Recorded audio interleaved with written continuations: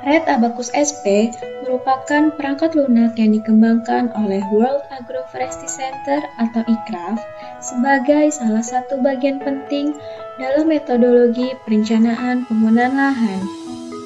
Untuk dapat mengoperasikan software ini, diperlukan beberapa istilah dan pengetahuan dasar tentang analisis spasial, penggunaan lahan, ilmu ekonomi, dan perubahan iklim. Secara garis besar, ada 3 hal yang dapat kita lakukan melalui aplikasi Red Abacus SP ini. Pertama, kita dapat menghitung emisi dari perubahan penggunaan lahan dengan mengetahui karakteristik keragaman jenis tanah, elevasi, iklim, dan karakteristik biofisik lanskap lainnya. Kedua, melakukan analisa trade-off antara emisi dan keuntungan ekonomi melalui penggunaan kurva abatement cost, serta memprediksi emisi dan keuntungan ekonomi di masa yang akan datang atau yang biasa kita sebut sebagai proyeksi tingkat emisi acuan. Ketiga, melakukan simulasi skenario kegiatan mitigasi dan kebijakan pada unit perencanaan tertentu untuk pengurangan emisi dan melakukan analisa potensi opportunity cost-nya.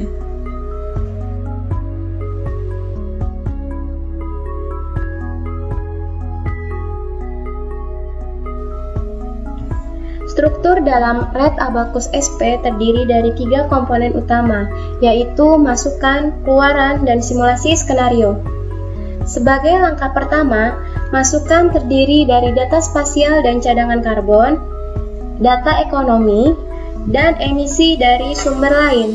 Pada data spasial dan cadangan karbon, terdapat subkomponen data, yaitu sistem penggunaan lahan, unit perencanaan, matriks perubahan, dan cadangan karbon. Sistem penggunaan lahan meliputi seluruh penggunaan lahan dari kategori hutan hingga seluruh penggunaan lahan yang bukan merupakan kategori hutan.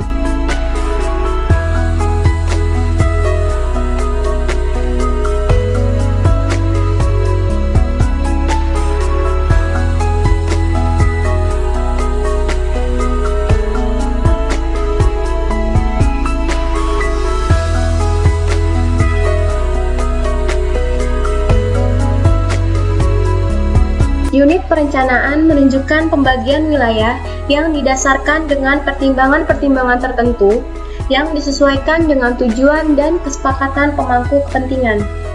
Sebagai contoh, unit perencanaan bisa dibuat berdasarkan wilayah administratif politik, pusat-pusat daerah, provinsi, kabupaten, atau bahkan desa, maupun wilayah-wilayah yang memiliki perencanaan fungsional seperti wilayah hutan produksi, HTI, perkebunan, dan lain sebagainya. Wilayah dengan karakteristik khusus atau unik seperti wilayah adat juga dapat dimasukkan dalam unit perencanaan. Karakteristik biofisik wilayah dengan kekhususan dalam hal tertentu, misalnya simpanan karbon atau C-stok pada lahan gambut, sebaiknya dipertimbangkan dalam pembuatan unit perencanaan. Subkomponen lainnya yaitu matriks perubahan.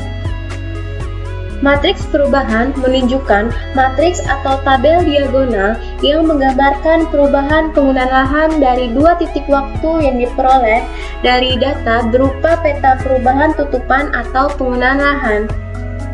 Dalam bagian ini, matriks perubahan penggunaan lahan disajikan secara lengkap pada tiap unit perencanaannya. Atau dapat diartikan pula penjumlahan dari seluruh penggunaan lahan yang terdapat pada tiap unit perencanaan sama dengan luas seluruh area yang kita hitung. Berikutnya adalah bagian cadangan karbon. Bagian ini kita lengkapi dengan data cadangan karbon dari seluruh penggunaan lahan yang telah disebutkan di atas.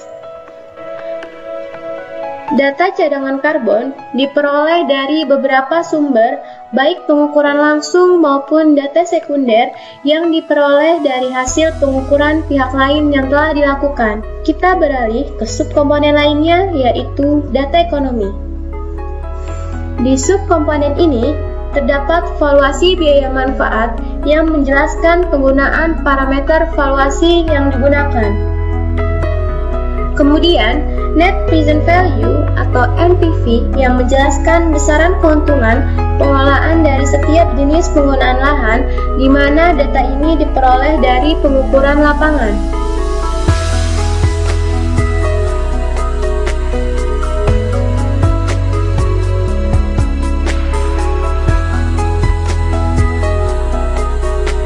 Biaya manfaat dari konversi lahan digunakan untuk menjelaskan besaran biaya dan manfaat yang timbul dari adanya suatu perubahan penggunaan lahan. Sebagai contoh, apabila terdapat manfaat atau keuntungan yang terjadi dari penggunaan lahan hutan ke non-hutan, maka akan didapat manfaat kayunya.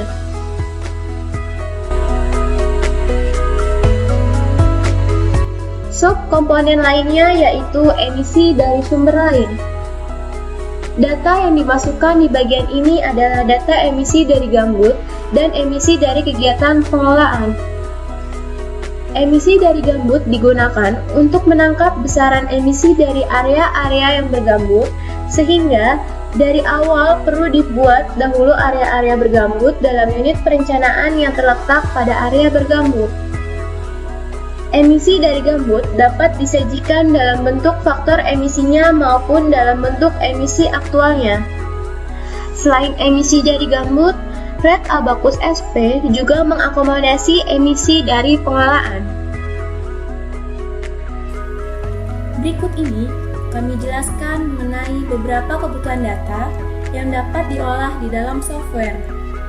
Dalam Red Abacus SP, proses input data dapat dilakukan secara cepat melalui fasilitas import yang terdapat pada subkomponen data spasial dan cadangan karbon di bagian kiri atas. Import data ini akan secara langsung mengisi sistem penggunaan lahan, unit perencanaan, dan matriks perubahan. Namun demikian diperlukan penyiapan data dasar yang akan diimport. Untuk menyiapkan data dasar tersebut, diperlukan software dan penguasaan sistem informasi geografis atau SIG, mengingat masukan data yang diperlukan pada proses ini berupa data spasial. Pada tutorial ini, dipergunakan software ArcGIS untuk membantu membangun unit perencanaan dan melakukan overlay data unit perencanaan dengan peta tutupan lahan.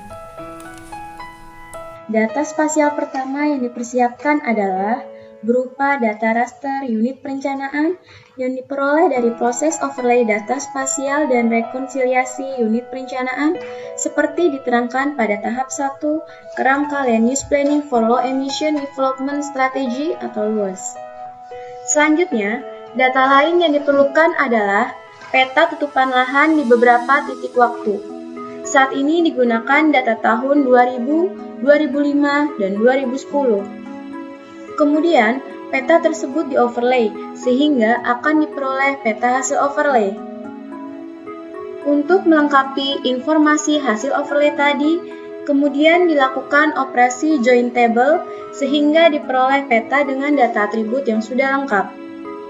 Saat ini, Red Abacus SP belum dapat mengolah data spasial secara langsung, sehingga dalam perhitungan ini, yang akan digunakan sebagai data masukan adalah data atribut dari data hasil overlay yang kemudian diekspor data atributnya sehingga diperoleh data hasil overlay pada format database file atau DBF.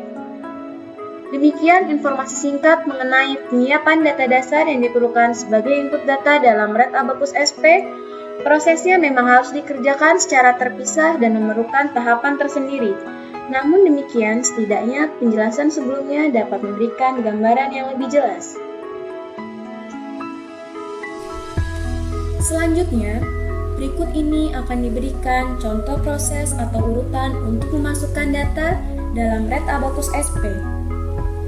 Untuk membuat file baru, tekan berkas, lalu pilih proyek baru, dan kemudian berilah nama proyek tersebut.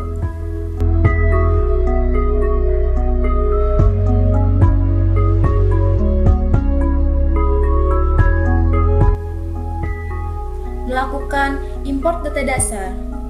Setidaknya, terdapat dua tipe data yang dapat diimport di dalam Red Abacus SP, yaitu DBF dan TXT. Untuk saat ini, kita coba menggunakan format DBF.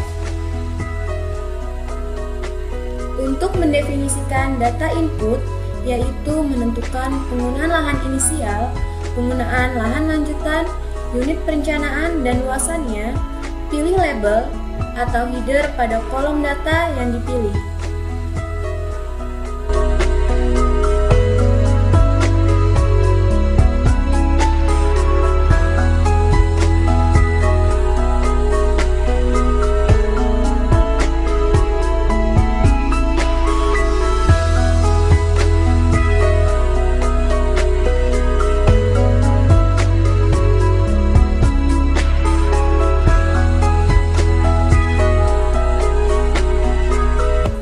Berikutnya adalah menentukan interval waktu pada matriks perubahan sistem penggunaan lahan. Dalam tutorial ini, data yang digunakan adalah data tahun 2005 sampai 2010. Maka tuliskan 5 pada interval waktu. Setelah memasukkan interval waktu, sebaiknya menyimpan file dengan memilih berkas, simpan proyek atau pilih icon simpan proyek yang terdapat di bagian atas panel. Memasukkan data cadangan karbon dilakukan dengan menyalin data cadangan karbon yang telah disusun sebelumnya dalam format Excel ke dalam Red Abacus SP. Yang perlu diperhatikan adalah urutan sistem penggunaan lahan jangan sampai terbalik, karena apabila hal tersebut terjadi, maka hasilnya menjadi tidak valid. Jika terdapat data cadangan karbon yang berbeda pada masing-masing unit perencanaan, maka dapat dipergunakan.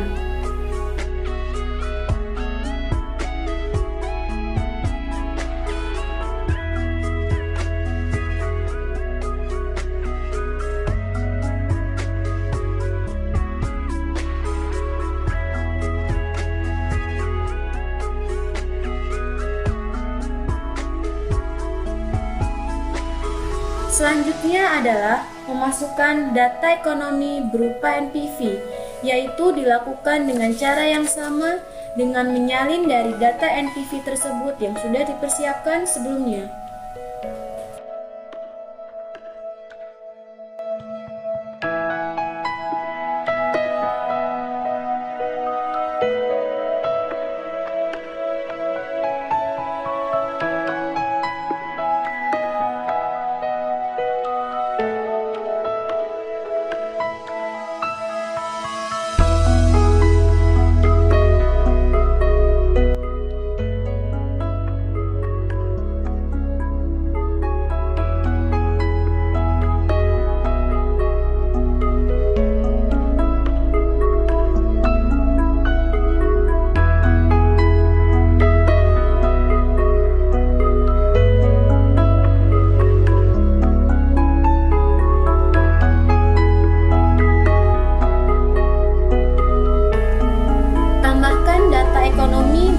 Biaya manfaat dari konversi lahan dalam bentuk matriks pada semua unit perencanaan. Untuk daerah atau bentang lahan dengan keterdapatan gambut, perlu mengisi emisi dari sumber lain, khususnya emisi dari gambut. Saat ini, penghitungan emisi gambut masih menggunakan data emisi dari dekomposisi gambut default nasional yang digunakan dalam penghitungan Reference Emission Level atau REL tingkat nasional dan provinsi di Indonesia.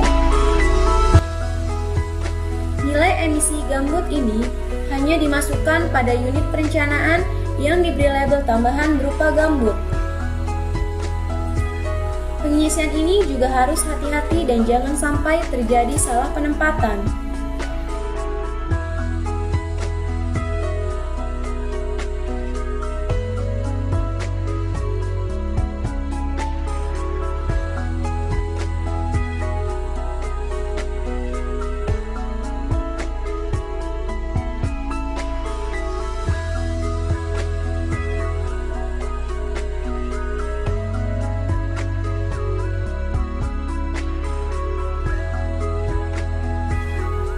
Selanjutnya, jika terdapat data emisi dari kegiatan pengolahan, dapat ditambahkan dengan cara yang sama seperti langkah-langkah sebelumnya.